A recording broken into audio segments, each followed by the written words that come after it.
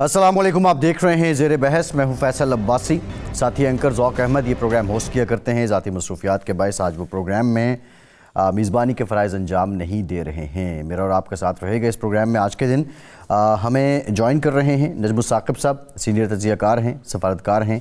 बहुत शुक्रिया नजमुल साकिब साहब आपका। राव खालिद साहब एडिटर हैं 92 न्यूज़ इस्लामाबाद के, सीनियर एनालिस्ट हैं, सीनियर जर्नलिस्ट हैं। राव साहब आपका शुक्रिया। साकिब बशीर साहब सीनियर कॉरेस्पॉन्डेंट हैं, 92 न्यूज़ के तज्ज़ियाकार हैं, प्रोग्राम में हमारे साथ मौजूद हैं। तीनों अहबाब का बहुत शुक्रिया। आज के प्रोग्राम में 3 बुनियादी निकात हैं जिन पे हम बात करेंगे। एक तो जो पाकिस्तान तहरीक-ए-इंसाफ अब कोशिशें कर रही है, पाकिस्तान तहरीक-ए-इंसाफ में जो हार्ड लाइनर्स हैं उनकी बालादस्ती है। और गुज़श्ता रोज़ जो डेवलपमेंट हुई थी उसके मुताबिक अली अमीन गंडापुर को KPK की सदारत से हटा दिया गया था और जुनैद अकबर को सदर लगाया गया था। साथ ही साथ जो आलिया हमज़ा हैं उनका नाम भी अब सामने आ रहा है कि पंजाब की सदारत के लिए। जो सलमान अकरम राजा हैं उनको टास्क सौंपा गया है कि वो पार्टी को रीस्ट्रक्चर करें। और ये बज़ाहिर वो शख्सियात हैं कि जिनके बारे में इंप्रेशन ये है कि हार्ड लाइनर हैं। जुनैद अकबर भी जो 9 मई के इल्ज़ामात हैं उसमें पुलिस कस्टडी में रहे हैं। आलिया हमज़ा भी, उन पे भी इल्ज़ामात हैं। दूसरी जानिब पाकिस्तान तहरीक-ए-इंसाफ अब एक तरफ अपनी पार्टी इनलाइन कर रही है और दूसरी जानिब जो इत्तेहादी जमातें हैं अपोजिशन की, उनके साथ एक नया अलाइंस बनाने की भी कोशिश कर रही है। इस ज़िम्न में मौलाना फजलुर रहमान से भी रब्ता किया गया है।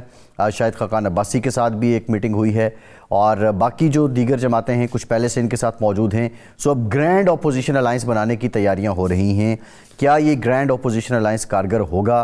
क्या ये जो इत्तेहाद बन रहा है ये यकसू होगा, या फिर हमने जो रिसेंट पास्ट में देखा कि एक टाइम में मौलाना के साथ PTI की कुर्बतें बहुत बढ़ गई थी, फिर बीच में दूरियां भी आ गईं। सो ये आंख मचोली चलती रहेगी। इन मामलात पे बात करेंगे। ट्रंप पाकिस्तान के लिए अच्छी खबर है या नहीं, ये भी आज के प्रोग्राम का एक नुक्ता है जिस पे प्रोग्राम के आखिर में बात करेंगे। और पार्लियामेंटेरियंस ने अपनी जो तनख्वाहें हैं वो बढ़ाने के लिए बिल्कुल यकसू हो गए। इत्तफाक भी है और इत्तेहाद भी है। आवाम के मसाइल पे भी क्या ये इत्तफाक इत्तेहाद होगा, तमाम मामलात पे बात करेंगे। नजमुल साकिब साहब, इत्तेहाद बन रहे हैं पाकिस्तान तहरीक-ए-इंसाफ, बज़ाहिर 2 अप्रोचेज़ हैं। एक तो अपनी पार्टी को रीऑर्गेनाइज़ कर रहे हैं और दूसरी अप्रोच ये है कि इत्तेहाद बनाए जाएँ और फिर उस इत्तेहाद के ज़रिए हुकूमत को टफ़ टाइम दिया जाए। तो आप समझते हैं ये इत्तेहाद बनेगा, और अगर बनेगा तो पायदार होगा और इतना पायदार होगा कि हुकूमत वाकई इसकी वजह से मुश्किल में होगी? पहले तो इसके बनने की ही बात है फैसल मियाँ, बनेगा भी कि नहीं, बाद में कि कामयाब होगा वो तो बाद की बात है। लेकिन खाकान अब्बासी साहब को ज़रा फोकस करके देखिएगा इसमें। अगर खाकान अब्बासी साहब इसमें शामिल हो जाते हैं और उनकी अवाम पाकिस्तान पार्टी कहती है कि हाँ ठीक है, तो फिर टर्म्स एंड कंडीशंस में हम देखेंगे कि बुनियादी तौर पे जो खाकान अब्बासी साहब आज तक कहते आए हैं, नजमुल साकिब साहब, शाहिद खाकान अब्बासी साहब चलती है और फिर PTI शाहिद खाकान अब्बासी साहब को तो गुजरे भी बहुत टाइम हो गया। मैं उन्हीं की बात कर रहा हूँ यार, उन्हीं की बात कर रहा हूँ, शाहिद खाकान अब्बासी की। वो तो जो दूसरे अब्बासी साहब हैं, वो तो मुझे याद है वो जो एक ओजड़ी कैंप का वाक़या पेश आया था जी, उसमें वो वफात पा गए थे। देखिए शाहिद खाकान अब्बासी साहब को देखिएगा, उन पे फोकस करें। उसके बाद ये है कि PTI ने चूँकि सारे कार्ड्स देख लिए हैं और उनको कोई और चीज़ नज़र नहीं आ रही, तो उनकी जो इंटरेस्ट्स हैं वो इसमें हो सकता है कि वो हों कि बजाय इसके कि दोबारा एहतजाज की तरफ जाएं। और अब ये कि बिलावल साहब ने जो परसों ये कहा कि वज़ीर आज़म शहबाज शरीफ साहब अपने 5 साल पूरे करेंगे, तो इसका मतलब ये है कि भनक उधर भी पड़ चुकी है कि कुछ इस तरफ इत्तेहाद हो रहा है। तो एक तो वजह उसकी ये थी कि उनके जो 2-3 चीज़ें थी जो उनको चाहिए थी, ख़ासतौर पे अदलिया में जो वो चाहते थे, कुछ जजेस हजरात के सिलसिले में वो शायद हुकूमत ने बात मान ली है, कुछ पानियों का भी हिसाब किताब सिंध में हो गया है, तो उन्होंने कहा जी कि अब जो है ना ये 5 साल पूरे करेंगे। इसका मतलब ये है कि बजाय इसके कि अपना वो करते कि जी प्राइम मिनिस्टर मुझे बनना चाहिए, अब वो कह रहे हैं कि मिल के करते। इसका मतलब ये है कि को थोड़ी सी संजीदगी नज़र आ रही है। क्विकली ज़रा देख लेते हैं कि पाकिस्तान में इस तरह के इत्तेहाद बनते क्यों हैं, और अगर वो बनते हैं तो फिर उसका नतीजा क्या निकलता है। आपने सवाल यही किया ना कि ये होगा भी कि नहीं। देखिए, इलेक्शन जीतने के लिए इत्तेहाद बनता है, हुकूमत बनाने के लिए इत्तेहाद बनता है, हुकूमत को कायम रखने के लिए इत्तेहाद बनता है। काबीना में शमूलियत के लिए बनता है, कोई परमिट शर्मिट लेने के लिए, कोई वज़ीर बनने के लिए, कोई टेंडर शेंडर उसके लिए, ये भी वजूहात होती हैं कि एक पार्टी दूसरी पार्टी के साथ मिलती है। या फिर यूँ होता है कि इत्तेहाद बनता है किसी के कहने पे या किसी इशारे पे।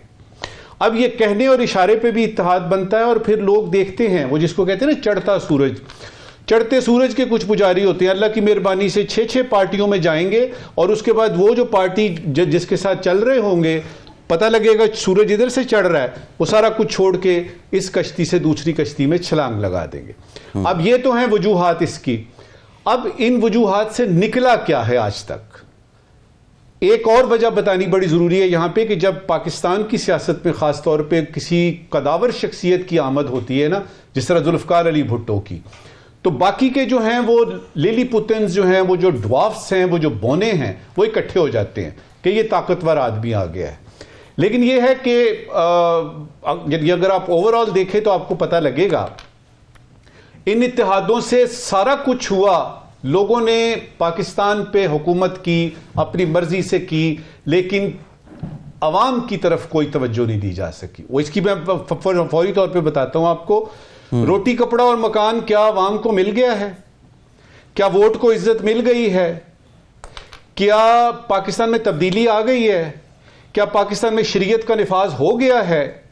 आप अगर ये चारों चीजें देखें तो इसका जवाब असबात में नहीं है। इसका क्या मतलब है कि जब भी कोई इत्तेहाद बनेगा उसमें या तो हुकूमत बननी है या हुकूमत को कायम करना है या इक्तदार में आना है।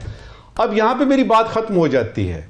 अगर यही सिलसिला चलना है तो मुझे मन के मुसम्मी नजमुस साकिब को क्या फर्क पड़ता है कि ये इत्तेहाद होगा, क्योंकि ये इत्तेहाद आएगा, हो सकता है इलेक्शन जल्दी हो जाए, इलेक्शन में ये जीत जाते हैं, उसके बाद क्या होगा?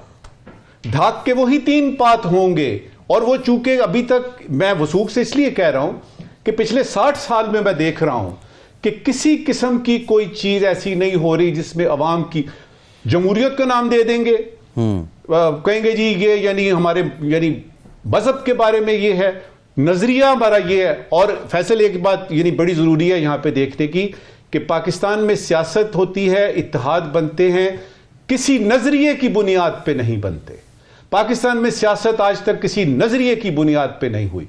इक्तदार के लिए पावर पॉलिटिक्स। आखिरी बात, मुल्क कर्जे में डूबा हुआ है, अवाम मफलूकुल हाल है, और नीरो जो है ना वो चैन की बांसुरी बजा रहा है, क्योंकि उसको ये पता है कि बाजीचा अतफाल है दुनिया मेरे आगे, होता है शबो रोज़ तमाशा मेरे आगे। जी सर, ये जो आपने मुल्क के मुआशी मंजरकशी की है, इस पर ज़रा मुफस्सल भी मैं चाहूँगा कि आप रोशनी डालिएगा, लेकिन वो आगे चल के हम बात करेंगे कि ये जो नीरो है ये एक है या ये बहुत से हैं। और रिसेंटली जो डेवलपमेंट हो रही है कि लेजिस्लेटर्स की, मेंबरान असम्बली की तनख्वाहें बढ़ाई जाएँ, क्या ये वाक़तन इतने एनर्जेटिक हो जाएंगे लेजिस्लेटर्स के, पाकिस्तान के लोगों के मसाइल हल होंगे?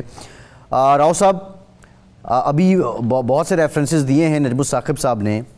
जब भी हम अपोजिशन के अलाइंस की बात करते हैं तो फिर वो PNA में याद आती है, और इत्तेहाद हुकूमत गिराने के लिए भी बनते हैं, और माजी में हमने देखा कि वो कामयाबी की भी एक सूरत हाल नज़र आई। अभी रिसेंटली 2022 में जब बानी PTI को भेजा गया, वजारत उज़्मा से हटाया गया, तो वो भी एक अपोजिशन का इत्तेहाद था, अलाइंस था, PDM। बट ये जो मौजूदा अपोजिशन है, आइडियोलॉजिकली नज़रियाती तौर पे आप समझते हैं कि ये इतने करीब हैं कि इस ज़रूरत को पूरा करने के लिए ये यकसू हो जाएंगे? सवाल मेरा आपसे ये है कि क्या ये इत्तेहाद यकसू होगा, इसमें कोऑर्डिनेशन होगी या ज़ाती मफादात होंगे? जी, मैं दोनों पहलुओं पे बात करूंगा। इत्तेहाद होगा तो कैसा होगा, अगर नहीं होगा तो कैसा क्या होगा। लेकिन आपने एक बड़ी कमाल की बात याद कराई खाकान अब्बासी साहब का जिक्र करके। ये हमारी बड़ी जो इक़्तिदार की तारीख़ है ना, उसमें ख्वाहिशात जो होती है ना हुक्मरानों की, वो कैसी कैसी होती हैं, और फिर वो किस तरह से जब मकाफ़ात अमल होता है तो वो कैसे चीज़ें बिल्कुल तलपट हो जाती हैं, चेंज हो जाती हैं एकदम से ही, दिनों, एक दिन में 2 दिन में चेंज हो जाती हैं। खाकान अब्बासी साहब, जनरल ज़िया उल हक़ साहब जुनेजो साहब से शदीद नाराज़ हो चुके थे। क्योंकि उन्होंने जिनेवा कॉन्फ्रेंस वो अकॉर्ड करने के लिए कॉन्फ्रेंस की, मोहतरमा बेनज़ीर भुट्टो को उसमें बुलाया और ज़ियाउल हक साहब को वो एक आंख वो कॉन्फ्रेंस निभाई जो ऑल पार्टीज हुई थी, जिसमें इंडोर्स किया गया जिनेवा अकॉर्ड को, अफगानिस्तान में विड्रॉल का जो था। तो उन्होंने चेंज करने का फैसला कर दिया जुनेजो साहब को, और उनके हॉर्स थे जिसपे वो बेट कर रहे थे वो खाकान अब्बासी साहब थे। सारी गेम तकरीबन तैयार थी, ओजड़ी कैंप होता है और वो उनकी वफात हो जाती है। उस हादसे के नतीजे में रॉकेट हिट करता है, उनका बेटा भी साथ था, मुझे उनका पता नहीं है, लेकिन वो पैरालाइज हो गए थे। वो 17 साल कोमा में रहे राव साहब, फिर उसके बाद उनका इंतकाल हुआ। जाहिद खाकान इंतकाल हो गया है, तो जी जाहिद खाकान अब्बासी साहब। तो इस तरह से पाकिस्तान में चीज़ें चेंज होती हैं।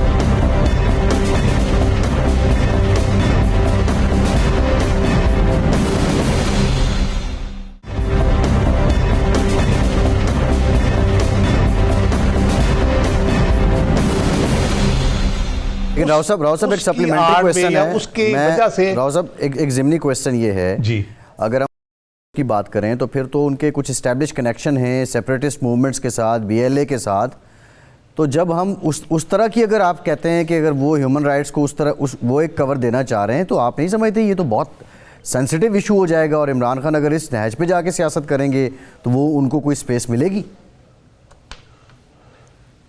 जी, मैंने क्या कहा आपको, इट्स वेरी सीरियस मैटर। मैंने शुरू यहाँ से किया है। सीरियस का मतलब ये नहीं है कि बहुत अच्छा हो रहा है, सीरियस का मतलब ये इट्स वेरी डेंजरस। डेंजरस इस पहलू से भी कि इस किस्म की जितनी भी चीज़ें हैं, ह्यूमन राइट मूवमेंट, ये वो सारा इंटरनेशनली उसकी पजीराई बहुत होती है। आपकी एस्टेब्लिशमेंट को दबाने के लिए, आपकी हुकूमत को दबाने के लिए बहुत सी फोर्सेस फिर कूद पड़ती हैं उसमें। तो उस पजीराई की मैं नहीं कह रहा कि ऐसा होगा, लेकिन मुझे लग ये रहा है कि ये जो बात की गई है अचानक और ये सारी चीज़ें, तो और बाहर से वो जो मूवमेंट है यूके की, आप अगर देखें उन्होंने कोई हियरिंग शुरू की है, पता नहीं किस किस्म की होगी वो, तो वो इंसानी हकूक़ के हवाले से उसको करना चाहते हैं। अच्छा, इसकी दो वजूहात हो सकती हैं। या तो ये बिल्कुल अब चले गए हेड ऑन कुलियन पे तरफ दोबारा से PTI, जैसे आपने कहा क़यादत चेंज की, उन्होंने बड़ी एग्रेसिव किस्म की ले आए हैं और वो सारा जो भी करना चाह रहे हैं। दो रीजंस हो सकती हैं। एक तो ये है कि उनको अब लगता है कि हुकूमत अपने पाँव पे अब खड़ी नहीं हो सकती, वो उस तरह से उसको सपोर्ट जो मिली हुई थी पहले, अब शायद उस तरह से वो नहीं रही और हुकूमत ज़्यादा देर कायम उस तरह से नहीं रह सकती, इसलिए इस वक्त पूरा प्रेशर डाल दो। दूसरी वजह यही है जो मैंने बताई कि बैनुल अक़वामी जो एक उनको लग रहा है कि प्रेशर बिल्ड हो रहा है, तो उसको पूरी तरह कैश कराया जाए, एक तहरीक दोबारा से करके। और इसके नताइज क्या होंगे कि इमरान खान के लिए पर्टिकुलरली, वो जेल में है, 14 साल सजा है, बुशरा बीबी को 7 साल सजा है, वो बंदा कुएं में गिरा हुआ था, उसने कहा मैनू कट लो नहीं तो मैं किसी पास मुंह कर जाऊंगा। तो ये तहरीक तो चलाएंगे, लेकिन वो गिरे हुए हैं, उनका मुंह ही कर सकते हैं, शोर डाल सकते हैं ज्यादा से ज्यादा। सही है, तो मैं यही करना है जरा साकिब साहब, उसके अलावा उनके पास कुछ चारा नहीं है। जी राव साहब आपकी तरफ मजीद भी आऊँगा। साकिब साहब, क्वेश्चन मेरा ये है, एक तो निशानदेही की राव खालिद साहब ने कि जिस जानिब बतौर जर्नलिस्ट ये देख रहे हैं ये जा रहे हैं, तो ये मामला बड़ा डेंजरस है, लेकिन PTI जो पॉलिटिकल एस्पेक्ट है उसमें सोच क्या रही है कि मज़ामत से हमें कुछ नहीं मिला, मुज़ाकरात में चलें, संजीदगी का गैर संजीदगी का इल्ज़ाम वो हुकूमत को ही देते हैं, वहाँ से भी कुछ नहीं निकल रहा। बैकडोर जो चैनल्स थे उसमें भी अली अमीन को हटा के एक मैसेज और दिया गया है। अब उनकी अप्रोच क्या है?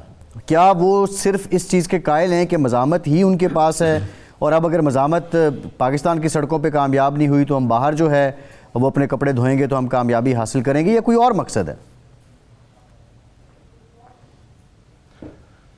अच्छा, पहले तो ये जो वाला जो मामला है, ये क्या एक PTI की पूरी पॉलिसी है या इसके पीछे क्या हो सकता है, ये तो PTI अंदरूनी हल्के सोच रहे होंगे कि उनका क्या जो पर्पज़ है। लेकिन जो एक्चुअली ख़बर है वो मैं आपको दे देता हूँ कि असल में जो आज का GHQ हमला केस चल रहा है अडियाला जेल में, और वहाँ पे जो मुल्ज़मान हैं उनके बहुत सारे वकला भी जाते हैं, तो उनमें से एक जो वकील हैं वो PTI से नहीं है।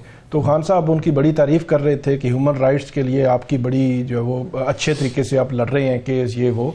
तो उन्होंने कहा कि आपको भी करना चाहिए, मिसिंग पर्सनस के केसेस आपके दौर में भी हुए हैं, अभी भी हो रहे हैं, अभी भी को आवाज़ें भी उठाई जा रही हैं मुख्तलिफ जो हवाले से, तो आप लोगों को भी इस हवाले से में कंट्रीब्यूट करना चाहिए। अगर आप वाकई समझते हैं कि आपके साथ जो जुल्म हो रहा है या आपके लोग मिसिंग हुए, तो इस तरह नाम भी आया और वहाँ पे, तो उसके बाद फिर ये पॉलिसी आ गई। अब इसमें कितनी इन डेप्थ होगी, किस लेवल पर वो जाएंगे, या उनके वो मुतालबात भी जिनके हवाले से सवालात हैं, क्या उनको ये सेकंड करेंगे या नहीं करेंगे, ये तो आने वाले दिनों में जो है पता चल जाएगा कि मुलाकात करते हैं तो उसमें वो कहाँ तक उनके साथ जो है वो खड़े होते हैं। दूसरी जो आपने बात की, जो मुज़ाकराती अमल है, जो माहौल बनाया जा रहा है, 190 मिलियन पाउंड केस में जो बुशरा बीबी को जो सज़ा हुई, इमरान खान साहब को हमेशा वहाँ पे अडयाला जेल में हम जाते रहे हैं, सुनते रहे हैं, उनका मसला जो है वो हमेशा से बुशरा बीबी रहा है। उनको किसी चीज़ ने अगर हर्ट किया है या जिस पे वो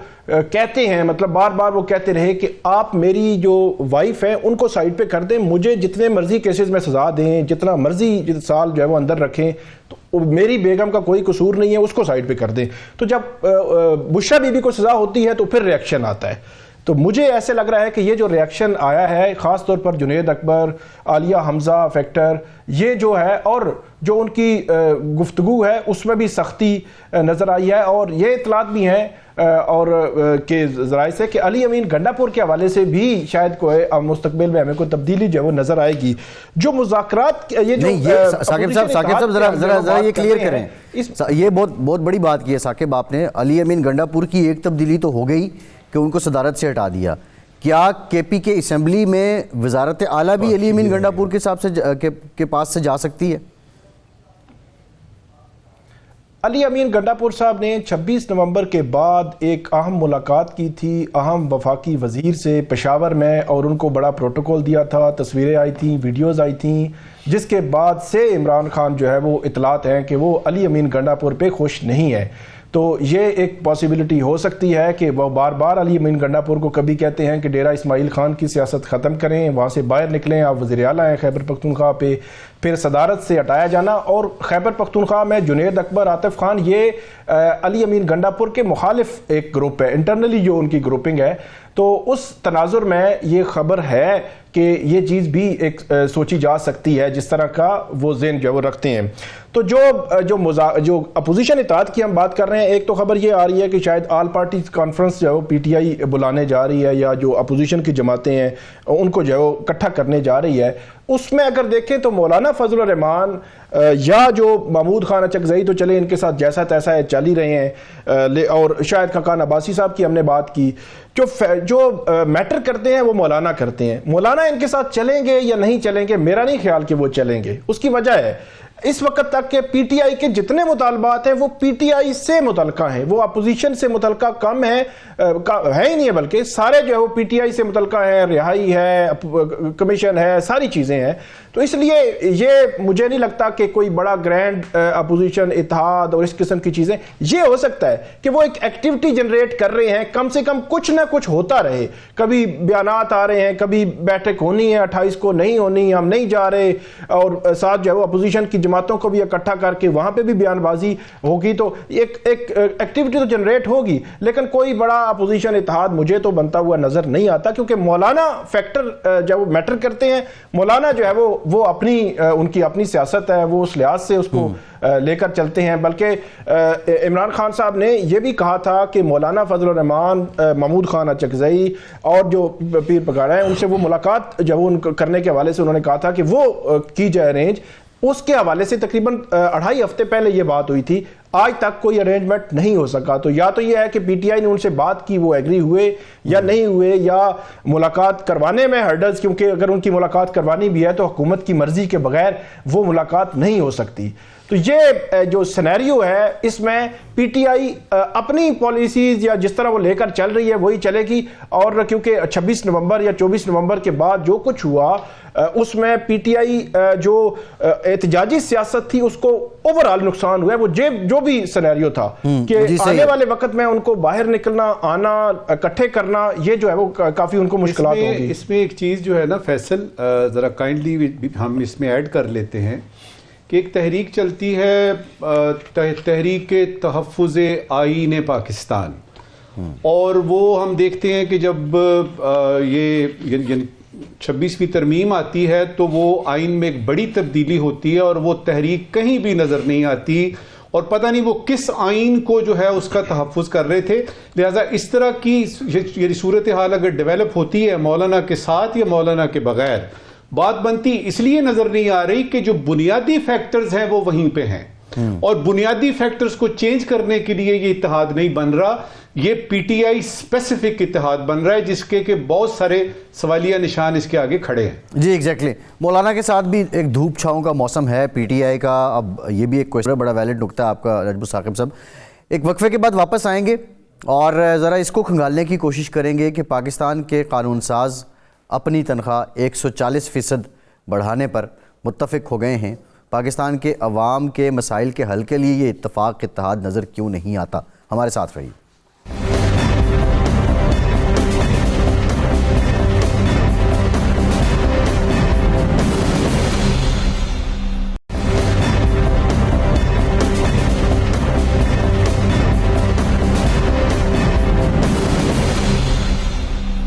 ब्रेक के बाद एक बार फिर से आपका खैर मकदम करेंगे। राव खालिद साहब, मैं आपकी तरफ आऊँगा और ये तनख्वाहों वाले मामले पे ही मेरा सवाल है, लेकिन उससे पहले एक और ख़बर है जो ये हफ़्ता गुजरा है उसमें रही सेनेट की कायमा कमेटी बराए माहौलियात है, शहरी रहमान साहिबा ने उसमें एक रिपोर्ट पेश की है और वो रिपोर्ट बड़ी अलार्मिंग है। वो रिपोर्ट है पाकिस्तान के दारुल हुकूमत इस्लामाबाद से मुताल्लिक, और इस्लामाबाद में जो पीने का पानी है वो तकरीबन जो इस्लामाबाद में रहने वाले लोग हैं उनमें जो 41% बोर का पानी है उसमें 27% फ़िल्टर्ड पानी, जो फ़िल्टर मुख्तलिफ लगाए गए हैं मुख्तलिफ सेक्टर्स में मुख्तलिफ इलाक़ों में, और 33% जो सप्लाई का पानी है जो CDA सप्लाई करती है उसके नमूने गैर तसल्ली बख्श हैं। टाइफाइड, हेपेटाइटिस, यरकान और दर्जनों बीमारियां पानी की वजह से होती हैं और ये नंबर इन बीमारियों का भी इस्लामाबाद में बढ़ रहा है। ये पॉइंट आउट करने का मकसद ये था राव साहब, और सवाल भी यही है कि एक जानिब तो ये इस्लामाबाद के हालात हैं, दूसरी जानिब आप तनख्वाहों में 140% इजाफ़ा करने जा रहे हैं और जिसमें तमाम सियासी जमातों का इत्तेहाद है, पीपल्स पार्टी, PMLN और PTI और दीगर सियासी जमातों के MNAs भी और लेजिस्लेटर्स भी। अप्रोच क्या है? एक जानिब लेजिस्लेटर्स हैं, दूसरी जानिब पाकिस्तान के अवाम के मसाइल हैं, मरात हैं, तनख्वाहें हैं, तरजीहात क्या है राव साहब? तरजीहात आपको अंदाज़ा हो रहा है इससे, जो इंटरेस्टिंग बात यह है कोई जमात भी बाहर नहीं है, सारे ऑन बोर्ड है और सारे मुत्तफिक हैं कि हाँ ये होना चाहिए। और जो मेरी तरह है वो तो 1.5 लाख से 5 लाख की जा रही है, कोई 200% से भी ज़्यादा इजाफा है तकरीबन ये जो ओवरऑल करना चाह रहे हैं। और वफाकी सेक्रेटरीज़ की जो मराहत हैं जो उनको मिलती हैं वो भी सारी, और उसमें फिर वफाकी सेक्रेटरीज़ की मराहत का वो मैं जिक्र कर बताता हूँ आपको क्या क्या कुछ उसमें होता है, विजिबल और इनविजिबल जो चीज़ें उसमें होती हैं। आपने पानी का जिक्र किया, इस्लामाबाद की में जुराइम की शरह का आपने जिक्र नहीं किया, बेतहाशा बढ़ चुकी है। और उसके लिए पहले तो यहाँ की पुलिस बहाने बनाती रही कि जी वो PTI के जलसे जुलूस हो रहे हैं, ये हो रहा है, वो हो रहा है, क्रिकेट टीम आ गई जी, पुलिस उधर लग गई, अभी शंघाई कोऑपरेशन ऑर्गेनाइजेशन की मीटिंग वो आ गई है कॉन्फ्रेंस, उसमें हम कब मसरूफ़ थे ये सारा। अभी उनसे जब पूछा गया कि अब क्या है, तो उसके बाद अब उन्होंने कमाल हुनरमंदी से काम ये किया है कि हर 100 गज़ पे 500 गज़ पे नाके लगा के खड़े हो गए, शहरियों की ज़िंदगी अजीरन कर दी है उन्होंने कि जी जुराइम की शरह बढ़ गई है। उसमें भी आवाम को तकलीफ देनी है, वो जुराइम से अलग तंग है और नाके लगा के अलग, जहाँ मेन जो कॉरिडोर्स हैं आपके 7th एवेन्यू 9th एवेन्यू जो सिग्नल फ्री कॉरिडोर है उसके एंड दरमियान में खड़े हो जाते हैं आके, और इतना डेंजरस है वो बिल्कुल बंद करके खड़े हो जाते हैं दिन को रात को किसी वक्त भी। तो ये यानी जो करना चाहिए उसकी वजह बुनियादी तौर पे ये है, बाकी चीज़ें अपनी जगह पे। लेकिन जो हमारा इतना बड़ा पैराफेरली हुकूमत का सेक्रेटरीज हैं, मिनिस्टर्स हैं, एडवाइज़र्स हैं, पता नहीं क्या क्या कुछ है, जजेस इतने सारे सुप्रीम कोर्ट के हैं, हाई कोर्ट के हैं, हर किसी के साथ पुलिस की स्क्वाड्स हैं। तो मेरा ख्याल है कोई आधी से ज़्यादा पुलिस तो इन्हीं कामों पे लगी रहती है, सिक्योरिटी के कामों पे उनकी। तो फिर पाकिस्तान इस्लामाबाद में लॉ एंड ऑर्डर की सिचुएशन या जुराइम की ख़ास तौर पे, लॉ एंड ऑर्डर तो उस तरह से नहीं इतना ख़तरनाक जितना जुराइम, फ़ोन स्नैचिंग होगी, चोरी डकैती वगैरह है, तो वो उसको कैसे वो टैकल करेंगे। तो इस सूरत हाल में ये जो सोच रहे हैं अभी पंजाब में आपने देखा वहाँ पे कोई 200 से 900% तक इजाफा किया गया सैलरीज में ओवरऑल बजट में। इस तरह यहाँ पे जो चीज़ें की जा रही हैं, अब फेडरल सेक्टर्स की बरात में क्या आता है आपके, रिहाइश आ गई आपकी, रिहाइश तो चलो पार्लियामेंट लॉजेज हैं वहाँ मिली हैं, बिजली के बिल हैं, गैस के बिल हैं, स्टाफ है, गाड़ी है, पेट्रोल है, मेडिकल फैसिलिटीज़ हैं, TATA है, नेशनल इंटरनेशनल ट्रैवल है, ठीक है। उसके बाद उनके बाकी बेनिफिट जितने भी हैं वो सारे आपने लेने हैं, ये अरबों में काम चला जाता है। IMF आपको कह रहा है जी आप अपने अखराजात को कम करें, आप मिनिस्ट्रीज, आपके पास 18 अमेंडमेंट के बाद आपको इतनी मिनिस्ट्रीज रखनी नहीं चाहिए, तो आप क्या कर रहे हैं, आपने कितनी मिनिस्ट्रीज अब तक ख़त्म की हैं, आपने अखराजात कितने कम किए हैं, चले आपने कोई 8-10 अरब के कम कर लिए होंगे, तो ये इधर से आपने उठा के उतने और आपने उसमें पैसे डाल दिए। हमारी फीकस आमदनी 161वें नंबर पे है दुनिया में, तकरीबन 20-30 मुल्क की बचते हैं जिनसे हम ऊपर है। तो उसके बाद अवाम की सूरत हाल जो है, अवाम की जो कह ले के कंस्ट्रेंट्स है, यहाँ पे रेवेन्यू आप जनरेट नहीं कर पा रहे, प्रॉपरली कलेक्ट नहीं कर पा रहे टैक्स आप, तो उस पर क्या आप करेंगे इतने पैसे लेके, या अच्छा फिर उसको वर्सेस आपकी परफॉर्मेंस भी होना चाहिए। आप परफॉर्मेंस देख लें, क्या आपकी ज़राअत ठीक चल रही है, क्या आपकी इंडस्ट्री ठीक चल रही है, आपकी मईशत ठीक चल रही है, आपकी तालीम और सेहत के शोबे ठीक चल रहे हैं, आपके लॉ एंड ऑर्डर और सिक्योरिटी के सारे मामला ठीक चल रहे हैं। तो या तो आपको ऐसी परफॉर्मेंस दी हो, आप ट्रिपल कर लें, आप 500 गुना बढ़ा लें, लेकिन कुछ करके तो दिखाए ना, करते कुछ नहीं, सिर्फ माल बनाने पर लगे हुए हैं। सही है।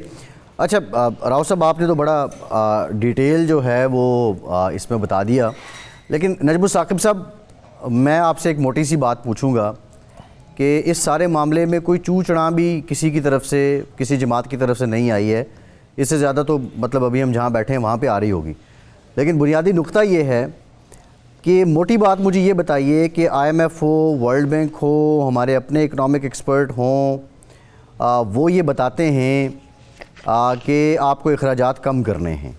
अब क्या ये कानून साज़ों के, MNAs MPs की तनख्वाहों में इजाफा अखराजात का हिस्सा नहीं है? देखिए, IMF की हम इस पैनल पे, इस प्रोग्राम में कई दफ़ा बता चुके हैं, एक दफ़ा फिर से क्विकली देख लेते हैं। IMF आपसे ये कह रहा है टैक्स लें, IMF आपसे कह रहा है कि ये फजूल किस्म की सब्सिडीज़ ख़त्म करें, IMF आपसे कह रहा है कि हुकूमती अखराजात कम करें, अपने डेवलपमेंट चार्जेज जो आप देते हैं ना कि जी फलां MNA को, फलां MP को, इसको ख़त्म करें। अब इनमें से कोई चीज़ भी पार्लियामेंट से आवाज़ नहीं आती कि IMF ये कह रही है। आ जाके ये आता है जी बिजली का बिल बढ़ाना है क्योंकि IMF कह रही है, गैस बढ़ानी है इसलिए कि IMF कह रही है, महंगाई बढ़ानी है इसलिए कि IMF की शराइत हैं। तो सबसे पहले तो ये पॉइंट क्लियर कीजिए कि IMF आपसे कह रही है और हम तक बात क्या पहुंचती है। ये हो गई पहली बात। दूसरी बात, जहां तक ये आपने मराहत और तनख्वाहों का ये कहा है, तो राव साहब ने बड़े अच्छे तरीके से बता दिया कि क्या क्या इसकी मुज़मिरात भी उन्होंने बता दिए। मैं तो इसके हक में हूं, ये तो बढ़नी चाहिए थी। देखिए, वो जो खिलाफ बोल रहे हैं ना कि जी ये इनकी नहीं बढ़नी चाहिए, इनकी परफॉर्मेंस ठीक नहीं है वगैरह वगैरह, जलते हैं इनसे, सीधी सी बात है।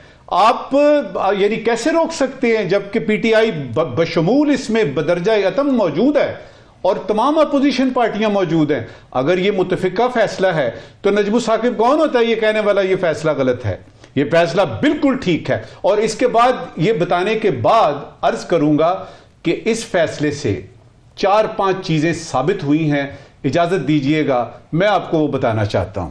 पहली बात ये साबित हुई है कि अगर मकसद एक हो तो हुकूमत और PTI तो क्या किसी किस्म की अपोजिशन भी जो है अल्हम्दुलिल्लाह रब्बिल आलमीन वो कहेंगे जी के यानी आमीन। पहली बात ये साबित हो गई। दूसरी बात ये साबित हुई कि पार्लियामेंटेरियन भी बेचारे आम आवाम की तरह गुरबा में आते हैं क्योंकि उनसे महंगाई बर्दाश्त नहीं हो रही। उनको नहीं पता, उनको पता चल रहा है कि आलू प्याज की, टमाटरों की बड़ी कीमतें बढ़ रही हैं, उन पे असर पड़ रहा है, उन्होंने अपनी तनख्वाहें बढ़ा ली हैं। साबित हो गया कि फेडरल सेक्रेटरियों और पार्लियामेंटेरियंस की तनख्वाहों में इजाफा बड़ा जरूरी है, लेकिन वो जो दिहाड़ीदार मजदूर है और वो जो रोजाना की बेसिस पे काम करके अपने खानदान को चलाता है उसको बढ़ाने की जरूरत नहीं है। ये चीज भी साबित हो गई। साबित हो गया कि मुल्क कर्जा लेकर चलाया जाएगा ना, जब भी जब भी मुल्क को कर्जा लेके चलाया जाएगा तो ये बात उसके अंदर मौजूद है कि पार्लियामेंटेरियन की तनख्वाहें और मरावात बढ़नी चाहिए, इसलिए कि कर्जा हमने $7 बिलियन का हमने करवाया, मंजूर करवाया, क्यों ना हम अपनी तनख्वाहें बढ़ाएं। साबित हुआ कि इंसाफ करने वाले सबसे पहले अपने मफाद के लिए अपनी तरस का इंसाफ करते हैं। आखिरी बात यह साबित हुई कि अवामी नुमाइंदों को अवाम के मफादात अजीज हैं। और क्विकली बताऊंगा, जहाज में आप सफर करते हैं ना, वो एयर होस्टेस बताती है कि अगर कभी हवा का दबाव कम हो जाए तो सबसे पहले अपनी नाक पे रखें, उसके बाद अपने बच्चे को रखें ऑक्सीजन का। तो ये जो बरात हुई है, अब मेरी जो ख्वाहिश है वो ये है कि अब आपने तो अपनी बढ़ा ली, आपने तो अपनी नाक पे ऑक्सीजन मास्क लगा लिया, अब जरा अवाम की तरफ भी देखते हैं कि ये मास्क उनकी तरफ कैसे जाता है और कब तक जाएगा। सही है।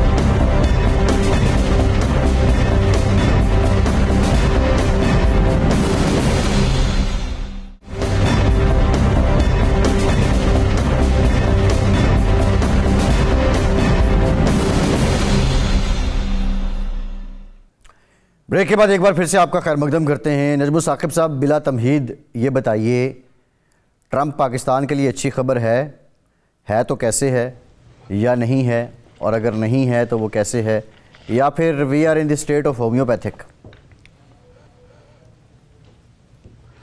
देखिए, आपने 4 सवाल किए हैं और कहा है जल्दी से बताइए।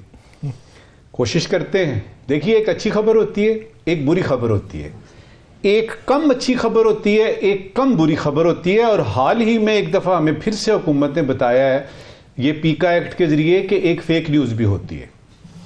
मेरे ख्याल में ट्रंप का आना पाकिस्तान के लिए कम बुरी खबर है। ना ये अच्छी है, ना ये कम अच्छी है, ये कम बुरी है। क्यों कम बुरी है? आपने जो यानी उसका सवाल का दूसरा हिस्सा देखिए, सबसे पहले तो ये देखना है कि पिछले 70-75 बरस में अमेरिका की तरफ से कोई अच्छी खबर अब तक आई है जो कि अभी आएगी।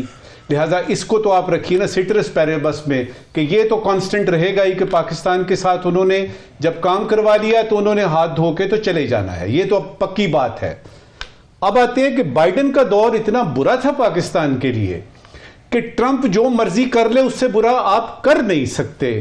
वो जाते जाते भी ये जो आपका यानी मिसाइल प्रोग्राम है ना, उस पे भी वो लगा गए हैं कदगन, उसके भी सैंक्शन लगा दिए उन्होंने। लिहाजा उनसे बुरा हो नहीं सकता, लिहाजा अच्छी खबर है। ट्रंप इमदाद नहीं देंगे और पाकिस्तान का उन्होंने ब्रैकेट किया। देखिए, जर्मनी, यूरोप, उन्होंने बता दिया, यानी रशिया का, यूक्रेन का बता दिया, उन्होंने बता दिया कि किस तरह से चीन के साथ क्या करना है। पाकिस्तान उन मुल्कों में आता है जिसके बारे में कहा जाता है फलां फलां मुल्क।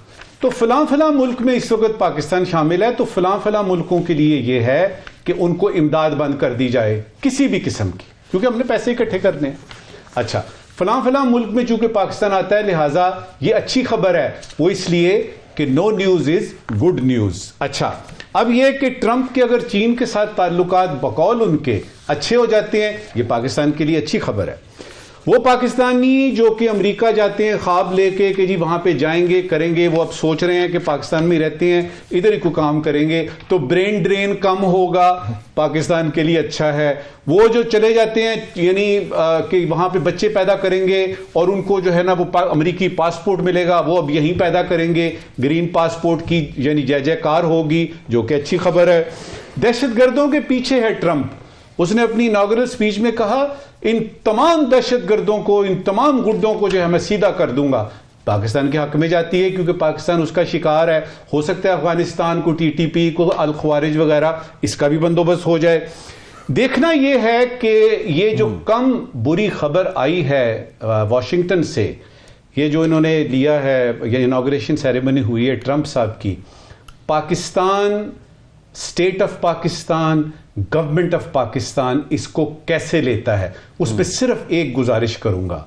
आप अपनी फॉरेन पॉलिसी में से जज्बातियत को निकाल दें, इमोशनलिज्म से नहीं चलती पॉलिसी। और दूसरा यह कि माजी की बातें हम नहीं दोहराते और ना ही माजी की बातें हम माजी की जो गलतियां वो करेंगे। नए सिरे से देखिए, मुझे अपने तौर पे ट्रंप के इस दौर में पाकिस्तान के लिए अपॉर्चुनिटीज नजर आ रही है। सही है। राव साहब अभी इमदाद की भी बात की है नजमुल साकिब साहब ने। जब ये सैलाब आया उसके बाद दुनिया ने बहुत से वादे किए थे, अमेरिका भी उनमें शामिल था। जो पाकिस्तान को अंदाजे के मुताबिक इमदाद मिली है वो मेरे ख्याल $80 मिलियन है अभी तक। और एक मौक़िफ़ अमेरिका का बड़ा क्लियर रहा इन कंटेक्स्ट ऑफ चीन। वो ये कहते रहे कि चीन आपको बहुत बुलंद शरह सूद पे कर्ज़े देता है, आप हमारे साथ क्यों नहीं बढ़ते, शरह सूद भी कम है, या हम आपको ग्रांट देते हैं या हम इमदाद देते हैं। तो क्या अभी अमेरिका के पास कोई ऐसा जवाज़ मौजूद है कि वो पाकिस्तान को ग्रांट दे और पाकिस्तान से कुछ एक्सपेक्ट कर रहा हो, या जो नजमुल साकिब साहब बात कर रहे हैं कि कोई इतना ज़्यादा इम्पैक्ट नहीं होना ट्रंप के आने का पाकिस्तान के मुआशी और सियासी हालात पे? देखिए, बराह रास्त असरात की अगर हम बात करें तो वो सिर्फ पॉलिटिकल डोमेन में जो एक एक्सपेक्टेशन की जा रही है पीटीआई की तरफ से, वो एक मुझे नज़र आती है। अदरवाइज़ जो बाकी चीज़ें हैं, बिलवास्ता चीज़ें ऐसी हैं कुछ जो हमारे ऊपर काफ़ी असरात मुरतब कर सकती हैं। वो किस किस्म के असरात होंगे, मैंने पिछली दफ़ा भी एक इंडिकेट किया था, वो है अफ़गानिस्तान के हवाले से और इंडिया के हवाले से। इंडिया के साथ उसके बहुत बहुत बेहतरीन मरासिम है। क्या वो इंडिया की वजह से हमें प्रेशराइज़ करेगा कि हम नॉर्मलाइजेशन की तरफ जाएं? वो एक इशू हो सकता है इंडिया के साथ के नॉर्मलाइज करें रिलेशनशिप। दूसरा, अफ़गानिस्तान की तरफ से जो मामलात हैं वो बड़े मेरे हिसाब से जो डेवलप हो रही है सिचुएशन, उसमें बड़े ख़तरनाक हैं। वो इस तरह से कि वो अफ़गानिस्तान से कह रही है असला वापस लेना है हमने, एक ये है। दूसरा, उन्होंने कहा है कि अफ़गानिस्तान से जो एम्बेरसिंग विड्रॉल हुआ है उसके जितने भी ज़िम्मेदार हैं उस पर हमने बात करनी है। तीसरी चीज़ ये है, जो उनके डिफेंस सेक्रेटरी आए हैं वो समझ लें तालिबान के दुश्मन है। ना उनको दोहा अकॉर्ड पसंद था उनको, ना वो तालिबान को अच्छा समझते हैं। वो कहते हैं तालिबान की हुकूमत बनने का मतलब है अलकायदा मज़ीद मजबूत होगी, क्योंकि ये एक ही कुछ है, ठीक है। उसके बाद हमारे यहाँ 25,000 वो अफ़गानी मौजूद हैं जो अमेरिका के लिए काम करते रहे, उनको वहाँ से निकाला गया, पाकिस्तान में सेटल किया गया इस शर्त पे कि हम इनको ले जाएंगे। उनके लिए $40 मिलियन आपके यहाँ पाकिस्तान में आता है, वो सुना बंद करने जा रहे हैं वो ट्रंप साहब। तो पाकिस्तान के अंदर जो इनडायरेक्ट में इम्पैक्ट की बात कर रहा हूँ, वो 25,000 लोग जो अगर उनको लेके भी नहीं जाते, उनको वो इमदाद देना भी बंद कर देते हैं, तो यहाँ पे क्या सूरत हाल होगी।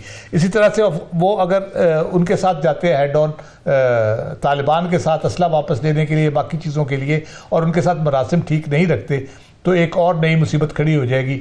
वो किस तरह से वहाँ को कोऑपरेशंस करेंगे, क्या करेंगे। उसके बाद वो कहते हैं जी आपने हमारे होस्टेज रखे हुए हैं अमरीकी वहाँ पे, जो आप बताते हैं उससे कहीं ज़्यादा आपके पास होस्टेज मौजूद है, उनको हम वापस लेके जाएंगे। फिर ईरान, पाकिस्तान, अपने जो अफ़गानियों को हमने वापस भेजा वहाँ पे। उसके बाद जर्मनी भी अभी बहुत से क्रिमिनल्स वो कहते हैं जी हैं यहाँ पे जो हम वापस भेज रहे हैं अफ़गानिस्तान में। तो अफ़गानिस्तान के अंदर की जो सूरत हाल है, और जो उस वहाँ 800 मिलियन वो तकरीबन दे रहे हैं रिमिटेंसेज आ रही है वहाँ पे, उनकी रिमिटेंसेज कम होंगी, वहाँ पे 40 जो बाकी उनको इमदाद दी जाती है वो बंद होगी, तो वहाँ पे एक अजीब सूरत हाल अफ़गानिस्तान के अंदर पैदा होगी। स्पिल ओवर इफेक्ट पाकिस्तान पे आएगा। तो ये सारी चीज़ें जो है पहले ही तालिबान कंट्रोल नहीं कर पा रहे, जो हमारे खिलाफ दहशतगर्दी हो रही है उनको कंट्रोल नहीं कर पा रहे, और जब उन पे प्रेशर आ जाएगा और वो अपना काम भी नहीं चला सकेंगे, तो हमारे लिए इनडायरेक्ट जो ये राव साहब एक तो भारत वो मौजूद है। एक तो जो ये पाकिस्तान का मौका भी रहा है कि जो अफगानिस्तान का छोड़ा हुआ असला है अब वो दहशतगर्दों के हाथ लग गया और वो इस्तेमाल भी कर रहे हैं। बहरहाल साकिब बशीर साहब, मैं इस पर भी ऐड ऑन कर दीजिएगा अगर आप कुछ करना चाहें। जो यहाँ बात हुई है एक पॉलिटिकल इम्पैक्ट की, लेकिन मेरा जो क्वेश्चन आपसे है वो कल बड़ा इम्पॉर्टेंट डे है कोर्ट्स के हवाले से। ये जो एडिशनल रजिस्ट्रार जुडिशल का केस है, अब कल इसका फ़ैसला सुबह 9:30 बजे सुनाया जाएगा। फिर इस पे एक इंट्रा कोर्ट अपील पे एक बेंच भी है। अब बाज़ हल्के ये भी कह रहे हैं कि प्रैक्टिस एंड प्रोसीजर एक्ट के बाद जो है वो जो तौहीन अदालत का केस है वो बेंच नहीं सुनेगा, कोई और बेंच सुनेगा। तो ये सारा इस वक्त एक मिक्स प्रोग्राम चल रहा है, आपको ये कैसे अनफोल्ड होता नज़र आता है? कल का दिन जो है ना अदालती तारीख में बहुत ही अहमियत का हामिल है। ये आप यूं ही समझें कि जब 26वीं आईनी तरमीम 21 अक्टूबर को मंजूर हुई थी, तो कल 27 जनवरी उसके बाद जो है वो दूसरा दिन होगा जो बहुत अहमियत का हामिल होगा, क्योंकि 26वीं आईनी तरमीम जो है उसका जो हिस्सा तकरीबन वो सारी अदलिया से मुतल्लिक है। और कल जो है वो 3 बड़ी जो है वो अदालतें लगनी हैं। एक जस्टिस मंसूर अली शाह और जस्टिस अकील अब्बासी, उन्होंने फैसला देना है कि एडिशनल रजिस्ट्रार जो है नज़र अब्बास, उन्होंने तौहीन अदालत केस था तो उनके हवाले से उन्होंने फैसला देना है। अगर कोई ऐसी सिचुएशन बनती है कि वो उनके खिलाफ फैसला देते हैं और कहीं जजेस के हवाले से भी कोई लिख देते हैं, ऑब्जर्वेशन दे देते हैं या कोई नोटिस कर देते हैं, तो मेरे ख्याल में एक गैर मामूली सूरत हाल जो है वो सुप्रीम कोर्ट में जन्म ले सकती है। और ये सुबह 9:30 बजे ये होगा, फिर उसी केस के खिलाफ जो है वो 1 बजे जो है वो अपील सुनी जानी है। लेकिन 9:30 बजे अगर फैसला आ जाता है तो 1 बजे जो अपील सुनी जानी है वो बज़ाहिर गैर मौसर हो जाएगी, क्योंकि फैसला आ चुका होगा। वो तो इंटरम ऑर्डर के खिलाफ जो है वो अपील हुई थी। लेकिन अगर जजेस को नोटिस हो गए तो वो एक गैर मामूली सिचुएशन होगी। इसी के साथ सुबह 9:30 बजे 26वीं आईनी तरमीम के खिलाफ दरखास्तें जो है वो सुनी जा रही हैं और उस हवाले से सुप्रीम कोर्ट में तैयारी भी है। और अब ये देखना ये है कि सुप्रीम कोर्ट का आईनी बेंच जो 8 जजेस पर मुश्तमिल है जस्टिस अमीनुद्दीन खान की सरबराही में, क्या वो सुनेगा या ये मामला जो है वो फुल कोर्ट की तरफ जाएगा, जिसकी जो इस्तदाद जो है वो दरखास्त गुजारों ने की हुई है। जी बहुत शुक्रिया तमाम अहबाब का। आज के प्रोग्राम से इतना ही, इजाज़त दीजिए।